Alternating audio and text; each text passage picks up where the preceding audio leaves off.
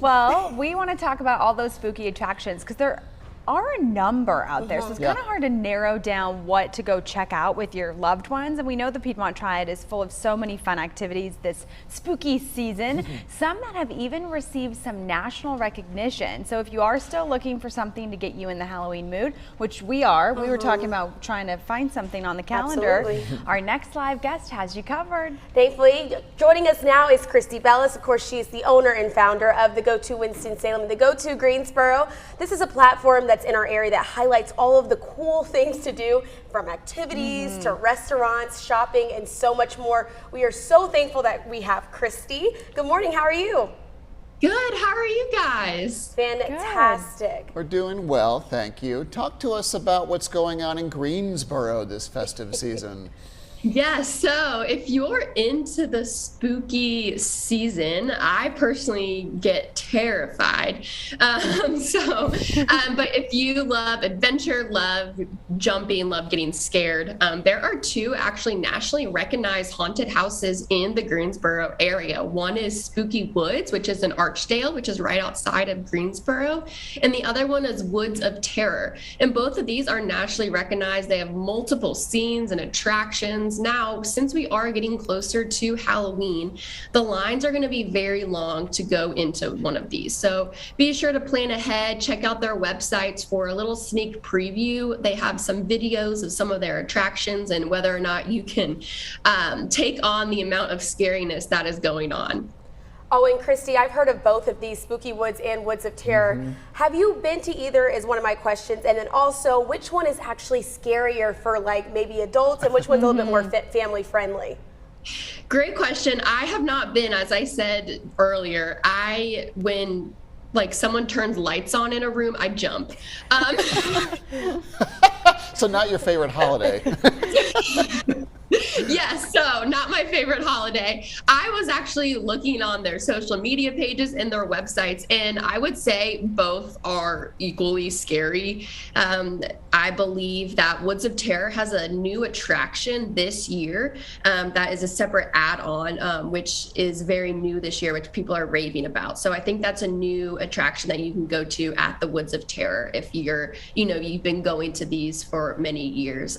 They have a new thing this year. Okay, looking forward to it, Christy. This is my first year trying to experience some of these Halloween activities, but also please, Ryan, that did scare me actually. But over in Winston-Salem, there are also some options. Which ones can you tell us about? Yeah, so Wicked Whimsies is an answer to one of your questions. You said a little less scary, bringing the kids. So they have 3 different experiences. It's in Pofftown, which is right outside of Winston-Salem. It's a haunted trail experience. And they have Whimsies Junior, which is slightly less scary, happening on October 31st, so on Halloween. And then they have Little Whimsies, which is absolutely no scare at all. So you're just walking through the trail. I believe you can, say hi to the spooky people. They're not jumping out on you. So that's no scary at all. Perfect for little kids and me, probably.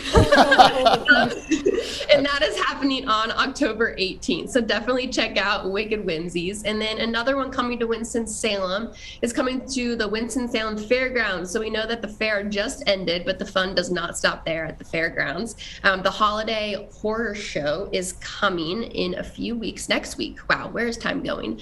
And it's taking place in the Yesterday Village at the fairgrounds. Now we're actually going to get a sneak peek of this before it opens. But we've heard that it's a movie quality haunted house facing very realistic scenes and creatures and characters seen only on the movie screen. So I asked them if I could go through before and tell the people not to jump out at me because I'm going to be videoing and everything. So stay on the lookout for that on our social media pages. And then other ideas that are both in Greensboro and Winston-Salem and surrounding towns is the Carolina History and Haunts Tour.